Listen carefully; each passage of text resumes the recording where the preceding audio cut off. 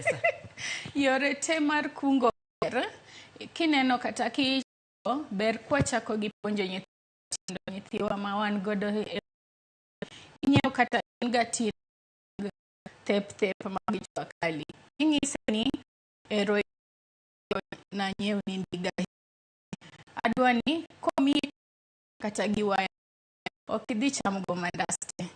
Ikaw matin tisoyo kebeni. To mkebeni ni chieng' mi idwaro ndiga. Ting'isa ni inise yudo pesa di mondo an eka medni.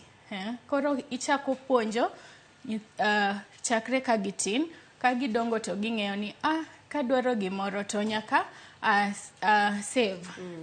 Iwacho ni ng'ama nitiere godo embe medo. Aneno report moro ma bende wacho ni kopim joma chuo kod